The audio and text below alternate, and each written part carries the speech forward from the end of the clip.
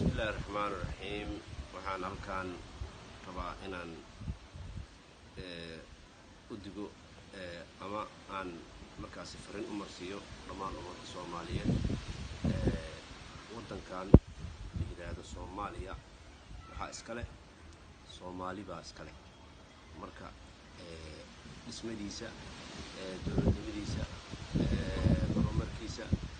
wuxuu anfacayaa qof kasta oo Soomaaliya jiilka hadda joogo iyo jiilka soo socdo marka waxaan leeyahay dadka madaxda ah ee Ilaahay u siiyay nasiibka inay dadka maamulaan masiirka wadanka gacanta ku dhigaan dadkaas ayaan rabaa inaan la hadlo oo aan u sheego xaqiiqada sidaas darteed la socda bal waanidii la socda allayda bal heestaan wadanigaana aan dhageysano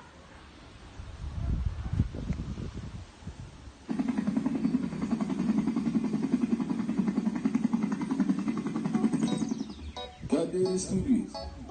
Somalia, we love you. Damir calling time. What it do tonight? The cable moye.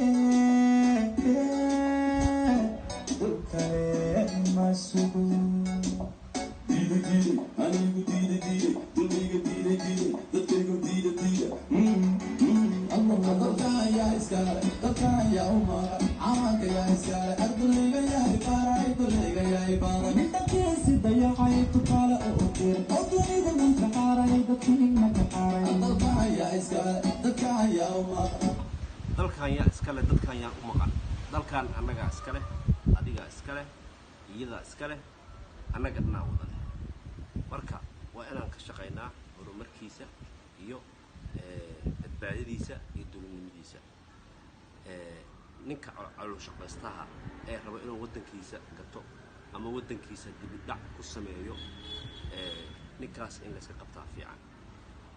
waxaan la hadlayaa dadka madaxda ee hadda jooga oo Ilaahay wadankan nasiib ugu dhigay inay maamul ku noqdaan hanti badan ka qabsaday waxaad arkaysaa in mas'uul ah oo markaasi mar dhow jagadii inta qabsaday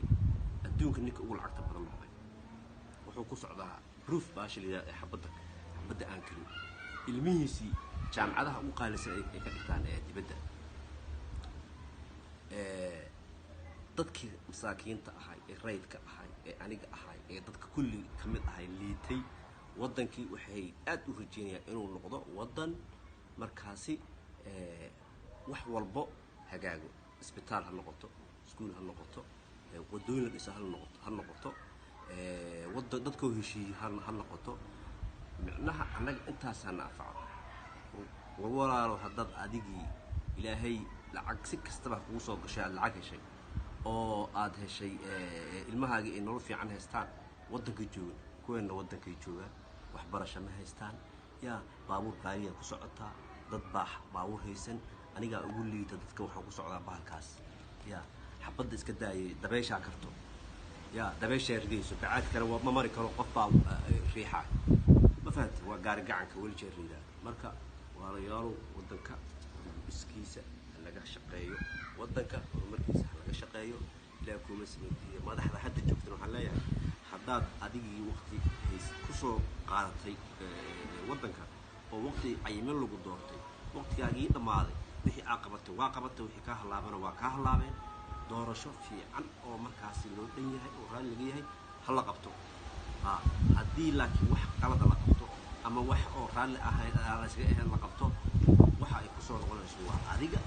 waa aniga waa wadalka waa dadka Soomaaliya shacabka marka sidaas darteed waxaan leeyahay siyaasiyiinta waxaan leeyahay xisaabtama hal xisaabtama oo